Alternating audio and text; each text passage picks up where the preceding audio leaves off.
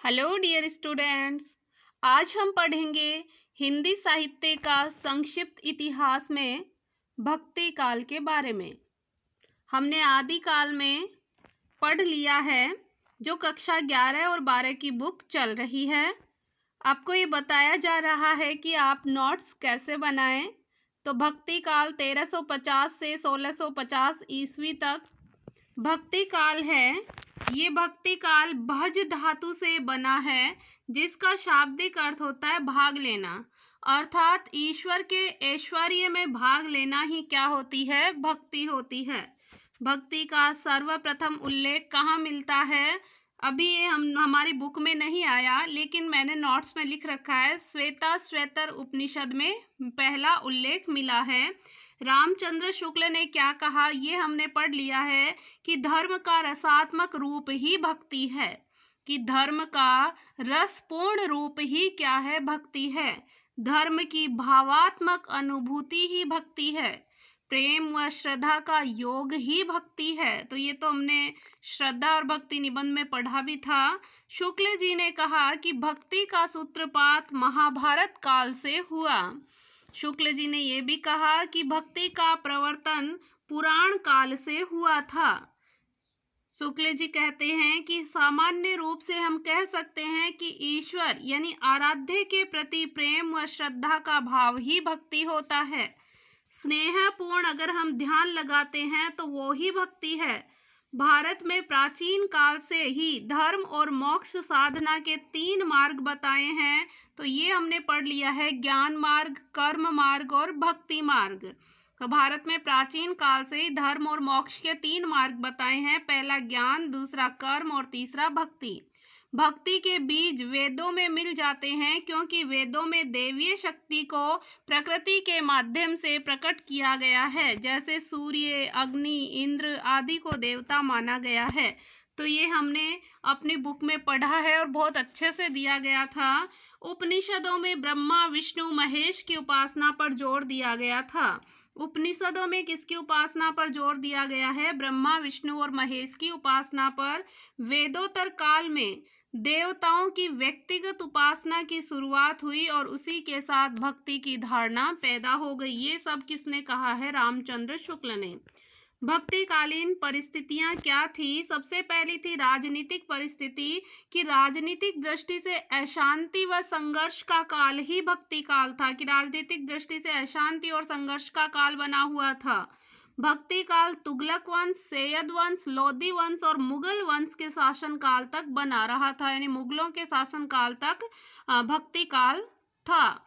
भक्ति काल का समय मोहम्मद बिन तुगलक से लेकर शाहजहां तक माना गया है। राजाओं में 3 प्रवृत्तियां मुख्य रूप से उस समय प्रचलित थी। एक तो धार्मिक दमन की प्रवृत्ति, एक साम्राज्य विस्तार की नीति और एक ऐश्वर्य वृद्धि की प्रयास।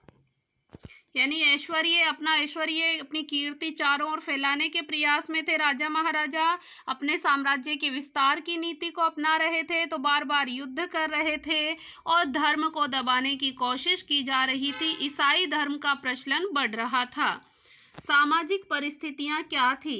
नारी की स्थिति सम्मानजनक नहीं थी। वर्ण व्यवस्था चरम सीमा पर थी, यानी कि जाति के आधार पर ऊंच नीच की भावना विद्यमान थी। विभिन्न आडंबरों व कुरीतियों का प्रचलन फैला हुआ था, जैसे दास प्रथा, पर्दा प्रथा, बाल विवाह, सती प्रथा, बहुविवाह प्रथा और छुआछूत। तो ये सब धार्मिक आडंबर और कुरीतियों का प्रचलन था। धार्मिक परिस्थितियां कैसी थी? कि जबरन धर्म का परिवर्तन किया जा रहा था। हिंदुओं के मंदिरों को तोड़ा जा रहा था। बौद्ध धर्म विकृत हो गया था। सूफी मत का प्रचलन बढ़ रहा था। अनेक धार्मिक आडंबरों का प्रचलन था। सांस्कृतिक परिस्थितियां कैसी थी? हिंदू व मुस्लिम संस्कृतियों का समन्वय बढ़ा, मेल मिलाप बढ़ा था। यानी हिंदू और मुस्लिम, आपने देखा होगा रहीम के पदों में श्री कृष्ण के गुणगान का, हमारे हिंदू धर्म के भगवान का वर्णन काफ़ी मात्रा में किया गया है। हिंदू और मुस्लिमों में आपने अकबर और जोधा के बारे में सुन रखा है, तो हिंदू और मुस्लिम संस्कृतियों में समन्वय बढ़ गया। मुस्लिम संस्कृति ने चित्रकला, वास्तुकला, संगीत, साहित्य आदि सभी को प्रभावित किया था। मुसलमानों के हिंदुओं से वैवाहिक संबंध स्थापित हुए। अकबर का समय सांस्कृतिक समन्वय की दृष्टि से अच्छा काल माना जाता है। साहित्यिक परिस्थितियां कैसी थी? गद्य साहित्य की अपेक्षा पद्य साहित्य ज़्यादा लिखा गया था। हम लोग भक्ति में पढ़ते हैं तो ज़्यादातर पद हैं, दोहे हैं, छंद हैं, चौपाई है, यही पढ़ते हैं। तो गद्य साहित्य की बजाय पद्य साहित्य में ज़्यादा लिखा गया। भक्तिकालीन साहित्य में भारतीय संस्कृति के विचारों की पूर्णतः रक्षा की गई, यानी भारतीय संस्कृति के विचारों को मुख्यतया अपनाया गया। भक्तिकालीन साहित्य का मुख्य उद्देश्य था मानवीय मूल्यों की स्थापना, मानवतावादी दृष्टिकोण। भक्ति साहित्य मन और आत्मा की भूख को शांत करता है, यानी मनुष्य के मन और आत्मा की भूख से तात्पर्य है हमारे मन के भीतर, हमारी आत्मा के भीतर कोई भी बुराई है, दुर्गुण है, उनको दूर करने का कार्य करता है। मुगलों ने फारसी को राजभाषा बनाया। संस्कृत से फारसी में अनुवाद किए जाने लगे थे। भक्ति आंदोलन के बारे में देखें। भक्ति आंदोलन का उदय कहाँ से हुआ? तो ये हमने पढ़ लिया, दक्षिण भारत में हुआ था। भक्ति आंदोलन के कर्णधार कौन थे? तो दो प्रकार के भक्त बताए थे, एक आलवार थे और एक नयनार थे। नयनार शिव भक्त थे और आलवार विष्णु भक्त थे।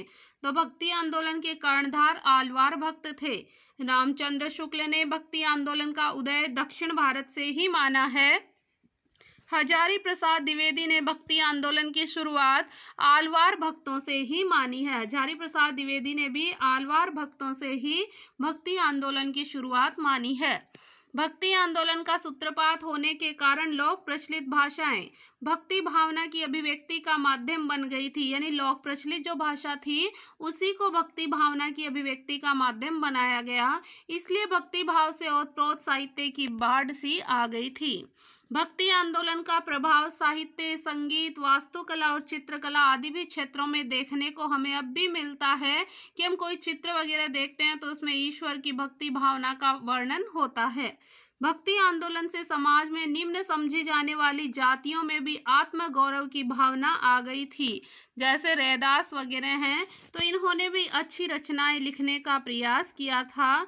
तो जातिगत जो भेदभाव है उसको दूर करने की भावना जागी थी। भक्ति साहित्य का संवर्धन करने में योगदान किसका है? श्रीमद् भागवत पुराण और श्रीमद् भागवत गीता का विशेष योगदान है संवर्धन यानी आगे बढ़ाने में। भक्ति आंदोलन के कारण महत्वपूर्ण बिंदु, रामचंद्र शुक्ल ने कहा था कि भक्ति आंदोलन इस्लामी आक्रमण से पराजित हिंदू जनता की असहाय व निराशमय स्थिति का परिणाम था। हमने पढ़ा था पीछे कि रामचंद्र शुक्ल कहते हैं कि भक्ति आंदोलन इस्लामी आक्रमण के कारण हुआ है, क्योंकि यहाँ की हिंदू जनता पराजित हो गई थी, जनता असहाय हो गई थी, निराशा में आ गई थी। तो इस वजह से उनके पास और कोई चारा ही नहीं था, इसलिए वो भक्ति की तरफ अग्रसर हो गई। बाहरी आक्रमण को भी रामचंद्र शुक्ल मानते हैं। मुस्लिम राज्य की प्रतिष्ठा से भक्ति आंदोलन का आगमन हुआ। हिंदू जनता की निराश मनोवृत्ति के कारण भक्ति आंदोलन का जन्म हुआ। ये सब रामचंद्र शुक्ल कहते हैं। रामचंद्र शुक्ल कहते हैं कि अपने पौरुष से हताश हिंदू जनता के लिए ईश्वर भक्ति व करुणा की ओर ध्यान देने के अतिरिक्त और कोई मार्ग नहीं बचा था। तो इस वजह से ये भक्ति की तरफ अपना ध्यान देने लगे। राम कुमार वर्मा कहते हैं कि ऐसा नहीं है, बाहरी आक्रमण की प्रतिक्रिया स्वरूप हुआ है। हिंदुओं में मुसलमानों से लोहा लेने की क्षमता नहीं थी। न तो वे मुसलमानों को पराजित कर सकते थे और न ही अपने धर्म की अवहेलना कर सकने में सक्षम थे। अतः इस असहाय अवस्था में हिंदू जनता के लिए ईश्वर से प्रार्थना करने के लिए दूसरा कोई साधन भी नहीं था। तो राम कुमार वर्मा तो कहते हैं कोई दूसरा साधन नहीं था, जबकि रामचंद्र शुक्ल कहते हैं उनके पास कोई और मार्ग नहीं था। बाबू गुलाब राय कहते हैं पराजय की क्षतिपूर्ति के कारण भक्ति आंदोलन का सूत्रपात हुआ था। पराजय की भावना व्यक्ति को या तो विषय वासना में लीन कर देती है या फिर उसको आध्यात्मिक श्रेष्ठता के माध्यम से क्षतिपूर्ति करने की प्रेरणा देती है। तो इस वजह से भक्ति आंदोलन का सूत्रपात हुआ, ये कहते हैं बाबू गुलाब राय।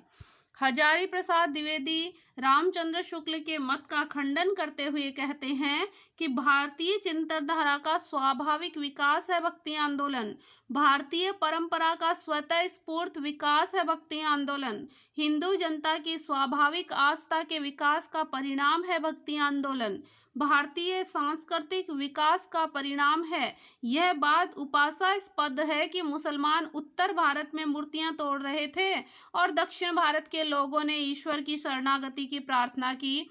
अब हजारी प्रसाद द्विवेदी कहते हैं कि रामचंद्र शुक्ल हैं, उन्होंने कहा कि दक्षिण भारत में ईश्वर की भक्ति का प्रचलन शुरू हुआ था जबकि मूर्तियां तोड़ी जा रही थी उत्तर भारत में। तो इसका कहाँ से मेल होगा कि उत्तर भारत में तो मूर्तियां तोड़ रहे हैं और दक्षिण भारत वाले ईश्वर की शरणागति की प्रार्थना कर रहे हैं। तो रामचंद्र शुक्ल ने गलत कहा है, बल्कि ये तो हिंदू जनता की स्वाभाविक आस्था का ही विकास हुआ है।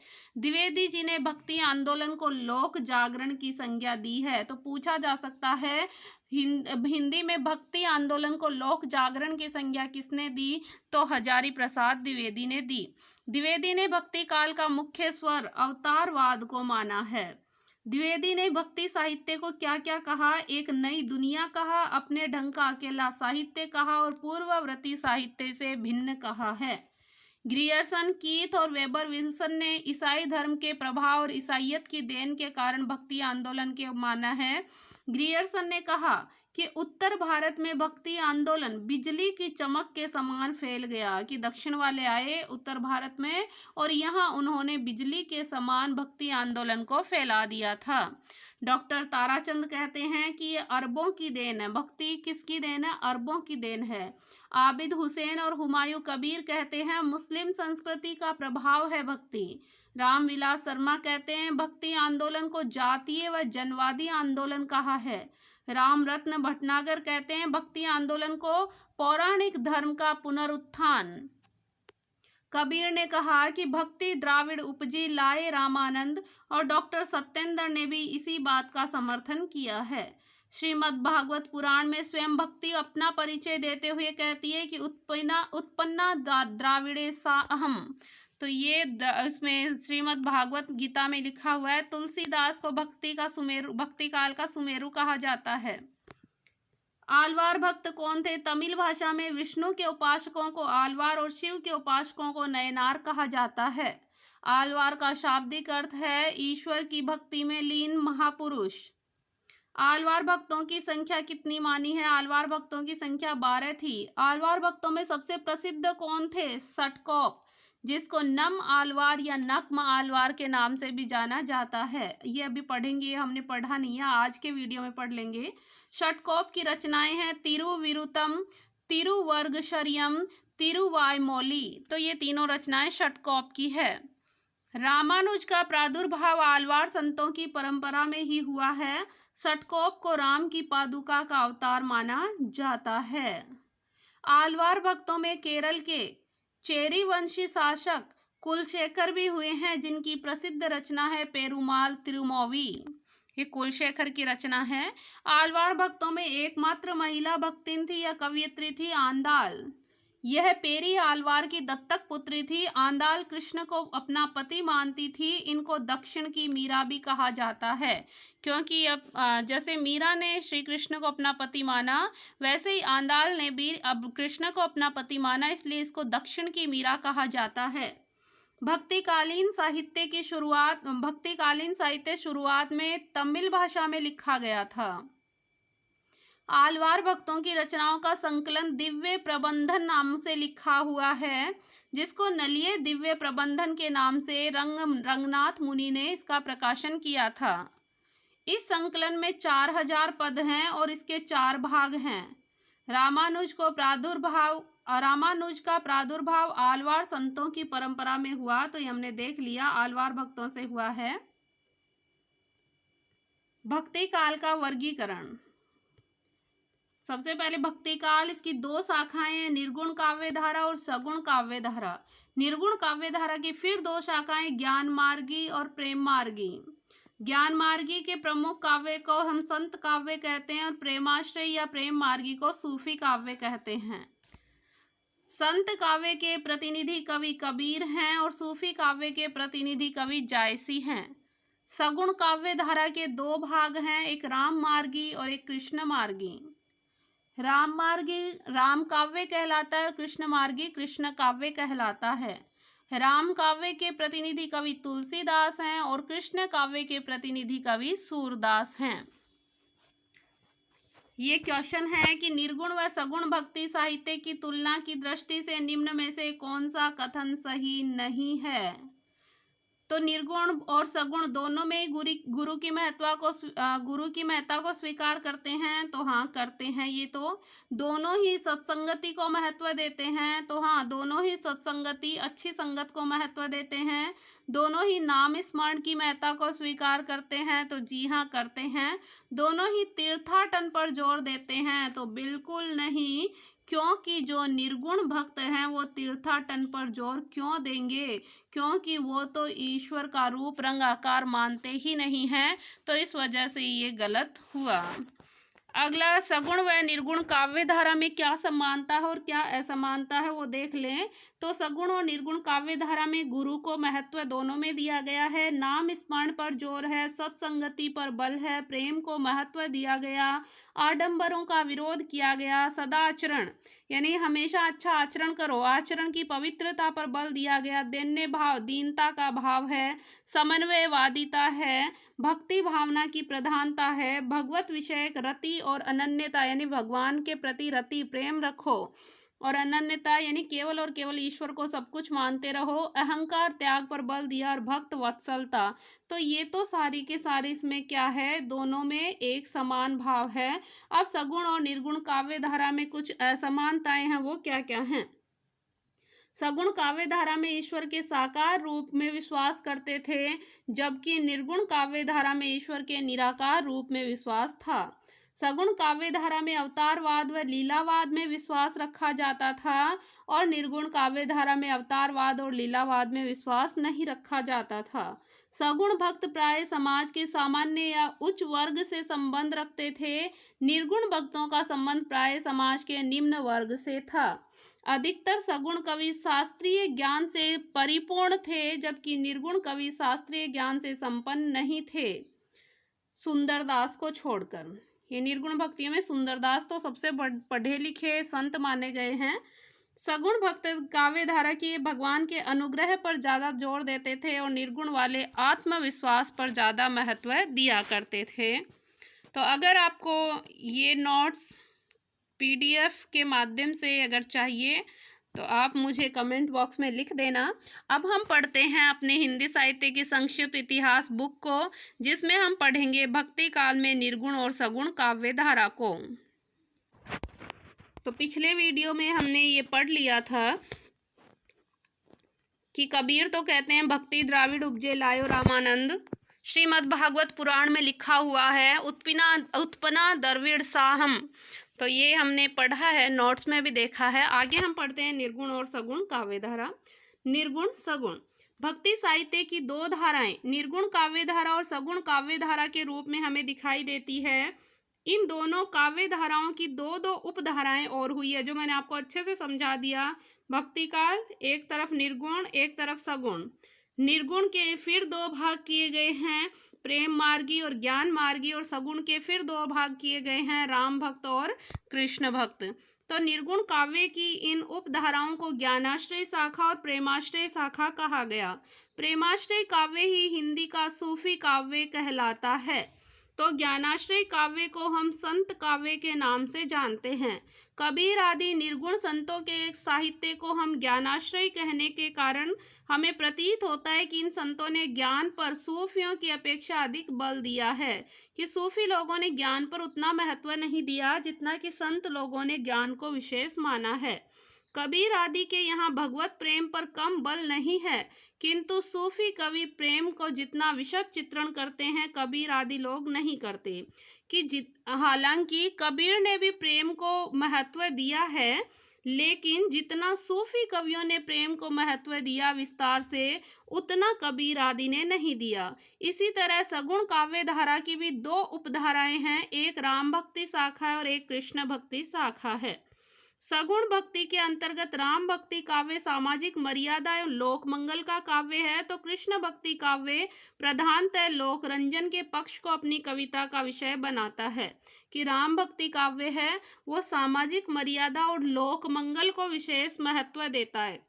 राम भक्ति लोक मंगल को मानता है, जबकि कृष्ण भक्त लोक रंजन है, यानी ये मनोरंजन, लोगों का मनोरंजन, प्रेम, विवाह, रति, इनका संचार इनके कृष्ण भक्ति काव्य में ज्यादा है।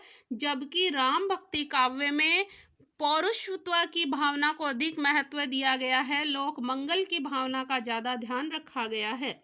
यथार्थ रूप में भक्ति आंदोलन एक जन आंदोलन था। भक्ति की दोनों धाराएं, निर्गुण धारा एवं सगुण धारा में अंतर इस बात का नहीं है कि निर्गुणियों के राम गुणहीन थे और सगुण मतवादियों के राम कृष्ण गुण के सहित थे। कि आप इसे ये मत समझ लेना जैसे सगुण और निर्गुण आप उपसर्ग का मान रख लो कि निर यानी नहीं या फिर बुरा, तो ऐसी बात नहीं है कि निर्गुण यानी कि इसका मतलब ये नहीं कि उनके राम में गुण नहीं थे, और सगुण का मतलब ये नहीं कि उनके राम और कृष्ण में बहुत ज्यादा गुण थे। वस्तुतः निर्गुण का अर्थ संतों के यहाँ गुण रहित नहीं बल्कि गुणातीत है, गुणों से परे है। यह किसी निषेधात्मक सत्ता का वाचक, यानी ये निर किसी निषेधात्मक सत्ता का वाचक नहीं होकर उस परब्रह्म के लिए प्रयुक्त किया गया है जो सत्य, रजस और तमस तीनों गुणों से अतीत है। वाणी जिनके स्वरूप का वर्णन करने में असमर्थ है, यानी उसके गुणों का वर्णन हम अपनी वाणी द्वारा कर ही नहीं सकते, जो केवल अनुभूति का विषय है एवं रूप रंग रेखा से परे है। निर्गुण एवं सगुण मतवाद का अंतर अवतार एवं लीला की दो अवधारणाओं को लेकर है। निर्गुण मत के इष्ट भी कृपालु, सहृदय, दयावान और करुणाकर हैं। वे भी मानवीय भावनाओं से युक्त है, किंतु वे न अवतार ग्रहण करते हैं और ना ही वो लीलामय हैं। कि जो निर्गुण भक्त वाले ना तो वो अवतार लेते हैं और ना ही वो लीलामय है, यानी ना ही वो लीलाएं दिखाते हैं। जो केवल अनुभूति का विषय है, रंग रूप आकार से परे हैं। निर्गुण एवं सगुण मतवाद का अंतर अवतार एवं लीला की दो अवधारणाओं से लेकर है। निर्गुण मत के इष्ट भी कृपालु, सहृदय और दयावान और करुणाकर हैं। वे भी मानवीय भावनाओं से युक्त हैं, लेकिन वो अवतार नहीं लेते, ना ही लीला दिखाते हैं, वे निराकार हैं। निर्गुण जो है ईश्वर, वो निराकार है, उनका कोई आकार नहीं है। सगुण मत के इष्ट अवतार लेते हैं, लेकिन सगुण वाले अवतार लेते हैं, दुष्टों का दमन करते हैं, साधुओं की रक्षा करते हैं और अपनी लीला से भक्तों के हृदय का रंजन करते हैं। अतः सगुण मतवाद में विष्णु के 24 अवतारों में से अनेक की उपासना की जाती है। यद्यपि सर्वाधिक लोकप्रिय और लोक पूजित अवतार राम और कृष्ण को ही माना गया है। तुलसीदास ने ये कहा है, ये देखिए, हालांकि तुलसीदास राम भक्त थे, अर्थात ये सगुण काव्य धारा के थे, लेकिन तुलसीदास ने कहा अगुण ही सगुण ही नहीं कछु भेदा, कि अगुण और यानी निर्गुण और सगुण में कोई भेद नहीं है। निर्गुण तथा सगुण दोनों प्रकार की भक्ति का मुख्य लक्षण है कि भगवत विषयक रति एवं अनन्यता, नाथ सिद्धों के आसन प्राणायाम, सहज समाधि, शरीर प्राण मन वाणी की अचंचलता का योग सब इसी महाराग में विलीन हो गए। भक्ति के संप्रदाय कौन कौन से हैं? तो भक्ति के अनेक संप्रदाय हैं, उनमें से 4 वैष्णव संप्रदायों और आचार्यों का परिचय हम संक्षेप में पढ़ेंगे। श्री, ब्रह्म, रुद्र, सनकादि या फिर निम्बार्क। तो ये 4 संप्रदाय का उल्लेख हम पढ़ेंगे, श्री, ब्रह्म, रुद्र और सनकादि या निम्बार्क। सबसे पहले हम पढ़ते हैं श्री संप्रदाय। श्री यानी क्या होता है? लक्ष्मी। लक्ष्मी का पर्यायवाची शब्द ही है श्री। श्री संप्रदाय के आचार्य कौन हैं? रामानुजाचार्य। कहा जाता है लक्ष्मी ने इन्हें जिस मत का उपदेश दिया उसी के आधार पर इन्होंने अपने मत का परिवर्तन किया, इसलिए इनके संप्रदाय को श्री संप्रदाय कहा जाता है। इन्होंने आलवारों की भक्ति को दार्शनिक आधार प्रदान किया। शंकराचार्य के अद्वैतवाद का खंडन करते हुए जिस मत की स्थापना की उसे विशिष्टाद्वैतवाद के नाम से जाना जाता है। नोट्स में लिख लेना कि आलवार भक्ति को दार्शनिकता का आधार किसने प्रदान किया? तो रामानुजाचार्य ने। शंकराचार्य के वाद का क्या नाम था? अद्वैतवाद। जबकि रामानुजाचार्य ने विशिष्टाद्वैतवाद का प्रतिपादन किया था। रामानुज का ब्रह्म विशेषण से युक्त विशिष्ट है। रामानुज के अनुसार जगत मिथ्या नहीं बल्कि वास्तविक है। तो ये लाइनें ध्यान में रखना। रामानुज के अनुसार जगत मिथ्या नहीं बल्कि वास्तविक है। मिथ्या यानी होता है झूठ, कल्पना।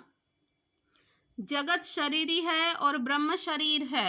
जगत शरीर है और ब्रह्म शरीरी है। ब्रह्म जीव और जगत को धारण करता हुआ उसका नियमन करता है, जैसे शरीरी शरीर का नियमन करती है। इस जगत को वास्तविक मानकर उसे महत्व देने में ही भक्ति की लोकोन्मुखता एवं करुणा है। जगत मिथ्या नहीं बल्कि वास्तविक है, यह लौकिकता की विश्व बोधात्मक या दार्शनिक स्वीकृति है। रामानुज की ही परंपरा में कौन हुए थे? रामानंद भी हुए थे। रामानंद प्रयाग में उत्पन्न हुए थे। इनके गुरु का नाम राघवानंद था। तो लिख लेना, रामानंद के गुरु का क्या नाम था? राघवानंद। रामानंद संस्कृत के पंडित उच्च कुल में उत्पन्न ब्राह्मण थे, किंतु वे आकाश धर्मा गुरु थे। उन्होंने अवर्ण, सवर्ण, स्त्री, पुरुष, राजा, रंक सभी को अपना शिष्य बना लिया था।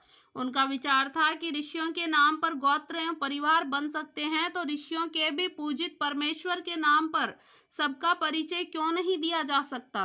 इस प्रकार सभी भाई भाई हैं, सभी एक ही जाति के हैं। श्रेष्ठता भक्ति से होती है, जाति से नहीं होती। तो रामानंद ने क्या बताया है कि श्रेष्ठता जाति से होती है, जाति से नहीं होती बल्कि भक्ति से होती है। रामानंद के 12 शिष्य हैं, नाम याद रखना है। 12 शिष्य: रैदास, कबीरदास, धन्ना, सेना, पीपा, भावानंद, सुखानंद, अनंतानंद, सुरसुरानंद, नरहरियानंद, पद्मावती और सुरसरी। ये इनके प्रमुखतया 12 शिष्य माने गए हैं। आप याद रख सकते हैं कि रैदास, कबीर, धन्ना, पीपा, सेना। कि रैदास धन को पीपो, रैदास धन को पीपो ले, कबीर कानी सेन करे, सेन यानी इशारा। रैदास धन को पीपो लेर, कबीर कानी सेन करे, जी के कारण बहुत सारो सुख और आनंद भाव की प्राप्ति हो जावे। तो रैदास धन को पीपो लेर, कबीर कानी सेन करे, जीव बहुत सारो सुख, आनंद और भाव की प्राप्ति हुए। तो सुखानंद, भावानंद, अनंतानंद और पद्मावती, प्राप्ति पद्मावती। फिर ये नरहरियानंद, सुरसुरानंद और सुरसरी, ये आप याद रख लेना। तो इस प्रकार से आप इनके 12 शिष्यों को याद रख सकते हैं। रामानंद के व्यक्तित्व का महत्वपूर्ण पक्ष यह है कि उन्होंने हिंदी को अपने मत का प्रचार का माध्यम बनाया था। अगला है ब्रह्म संप्रदाय। ब्रह्म संप्रदाय के प्रवर्तक मध्वाचार्य थे। ब्रह्म संप्रदाय के प्रवर्तक कौन थे? मध्वाचार्य। उनका जन्म गुजरात में हुआ था। चैतन्य महाप्रभु पहले इसी संप्रदाय में दीक्षित हुए थे। इस संप्रदाय का सीधा संबंध हिंदी साहित्य से नहीं है। अगला है रुद्र संप्रदाय। रुद्र विष्णु, इसके प्रवर्तक विष्णु स्वामी थे। वस्तुतः यह महाप्रभु वल्लभाचार्य के पुष्टि संप्रदाय के रूप में हिंदी में जीवित है। जिस प्रकार रामानंद ने राम की उपासना पर बल दिया, उसी प्रकार वल्लभाचार्य ने कृष्ण की उपासना पर बल दिया था। उन्होंने प्रेम लक्षणा भक्ति ग्रहण की थी। भगवान के अनुग्रह के भरोसे नित्य लीला में प्रवेश करना जीव का लक्ष्य माना गया। सूरदास एवं अष्टछाप के कवियों पर इसी संप्रदाय का प्रभाव है। अष्टछाप के जितने भी कवि हैं, 8 कवि, उन पर सब पर इसी वल्लभाचार्य के वल्लभ संप्रदाय, रुद्र संप्रदाय का प्रभाव देखने को मिलता है। अगला है सनकादि संप्रदाय। यह निम्बरकाचार्य द्वारा परिवर्तित है, यानी निम्बरकाचार्य ने इसका प्रवर्तन किया था। हिंदी भक्ति साहित्य को प्रभावित करने वाले राधा वल्लभी संप्रदाय का संबंध इसी से जोड़ा जाता है। राधा वल्लभी संप्रदाय के प्रवर्तक हित हरिवंश का है। तो राधा वल्लभी संप्रदाय के प्रवर्तक कौन है? हित हरिवंश राय, जिनका जन्म 1502 ईस्वी मथुरा के पास बाद गांव में हुआ था। कहा जाता है हित हरिवंश पहले मध्वानुयायी थे। इसमें राधा की प्रधानता है। सनकादि संप्रदाय में किसकी प्रधानता है? राधा की प्रधानता है। भाषा, काव्य रूप और छंद कि इसमें कौन सी भाषा का प्रयोग किया गया। तो हालांकि आप पढ़ते हैं भक्ति आंदोलन, तुलसीदास के पदों को, सूरदास के पदों को, मीरा के पदों को, तो उसमें आप लोग देखते हैं कि अधिकतर ब्रज या फिर अवधी भाषा का समावेश मिलता है। भक्ति आंदोलन अखिल भारतीय था, यानी संपूर्ण भारत में था। इसका परिणाम यह हुआ कि लगभग पूरे देश में मध्य देश की भाषा, मध्य देश यानी अपने मध्य में, जैसे मध्य प्रदेश है, उसके आसपास का क्षेत्र उत्तर प्रदेश है, तो वहाँ की काव्य भाषा हिंदी ब्रज भाषा का प्रचार हुआ, यानी ब्रज भाषा का प्रचार प्रसार अधिक हुआ। नामदेव यदि अपनी भाषा अर्थात मराठी में लिखा करते थे और नानक देव पंजाबी में लिखा करते थे, तो साथ ही साथ ब्रज में भी वो लिखते थे। भक्तिकालीन हिंदी काव्य की प्रमुख भाषा ब्रज भाषा है। इसके अनेक कारण हैं। परंपरा से पछाही बोली सौरसेनी मध्य देश की काव्य भाषा रही है, यानी सौरसेनी मध्य देश की काव्य भाषा रही, और ब्रज भाषा आधुनिक आर्य भाषा काल में उसी सौरसेनी का रूप है। इसमें सूरदास जैसे महान लोकप्रिय कवि ने रचना की और वे कृष्ण भक्ति के केंद्र ब्रज की बोली थी। कि पहली बात तो महान लोगों ने, भक्ति आंदोलन के कवियों ने ब्रज भाषा में लिखा, और दूसरा था वो कृष्ण भक्ति के केंद्र ब्रज की बोली थी, जिससे यह कृष्ण भक्ति की भाषा बन गई। बंगाल, असम में ब्रज भाषा प्रभावित बंगला असमिया का ब्रज बोली कहा जाता है। ये ध्यान रखना, बंगाल और असम में ब्रज भाषा प्रभावित बंगला और असमिया भाषा जो बोली जाती है उसको ब्रज बोली कहा जाता है। चैतन्य महाप्रभु ने कृष्ण गान के लिए इसी भाषा का प्रयोग किया है। भक्ति काल की दूसरी भाषा थी अवधी भाषा।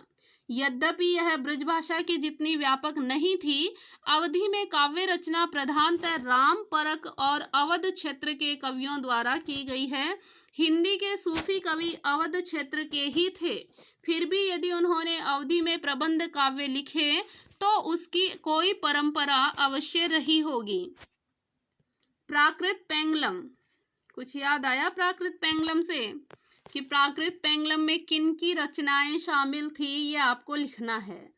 ये आपको बताना है कमेंट बॉक्स में कि प्राकृत पेंगलम में किन किन की रचनाओं को शामिल किया गया था, किन के छंदों को लिखा हुआ है प्राकृत पेंगलम में। एक संकलित है ये, तो ये बताना है किसके द्वारा तो इसका संकलन किया गया और किन किन की छंदों को, पदों को इसमें संकलित किया गया था।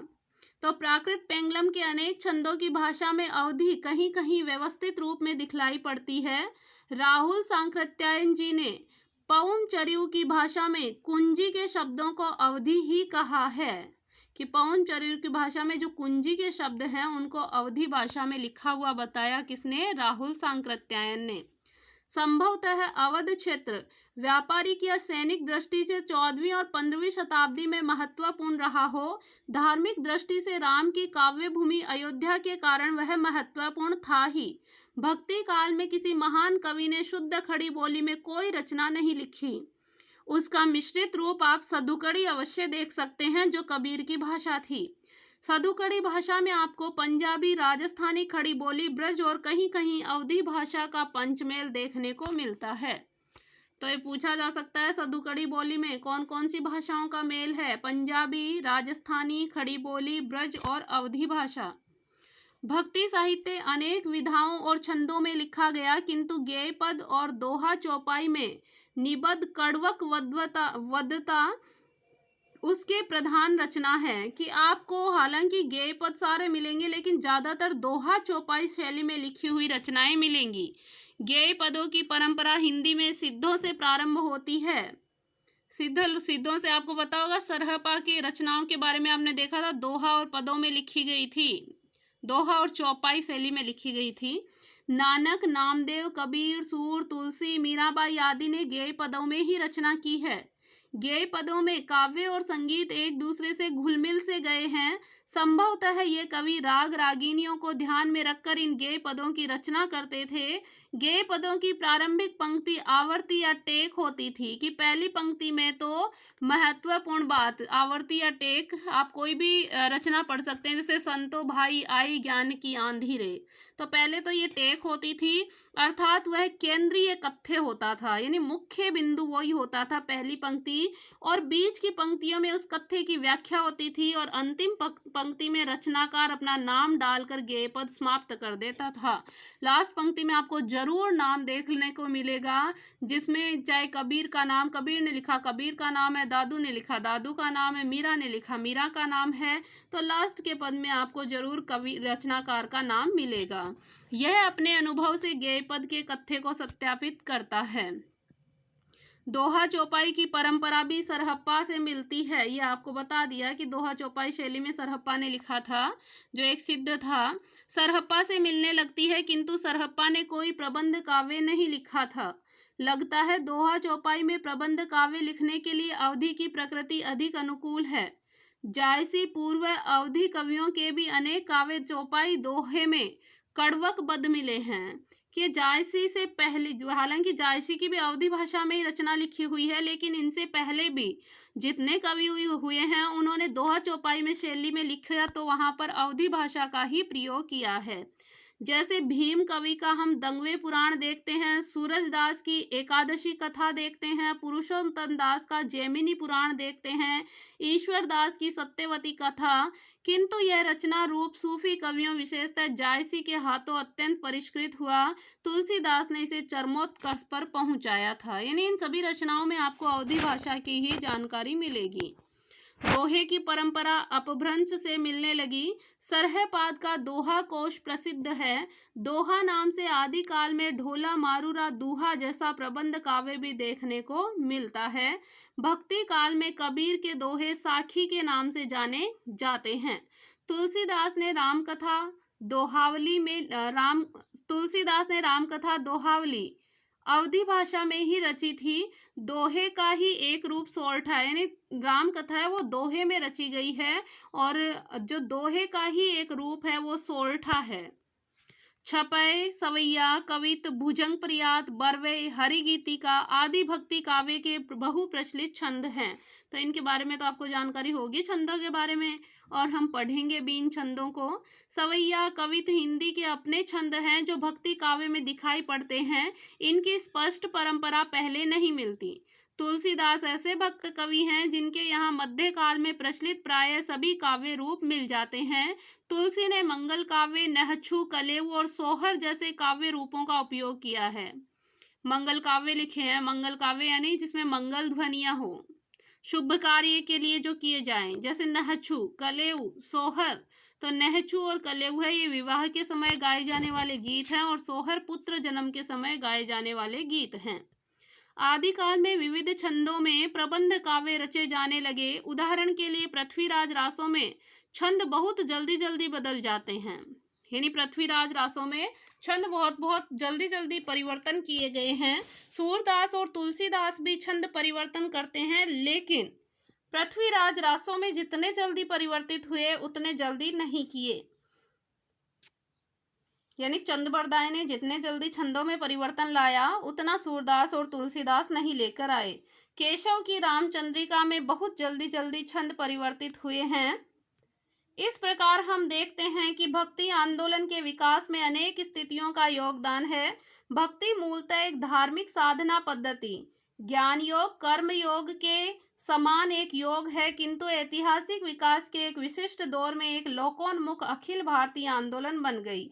तो आपको बताया ज्ञान योग, कर्म योग और भक्ति योग हमने पढ़ा है नोट्स में, ये सब माने गए हैं।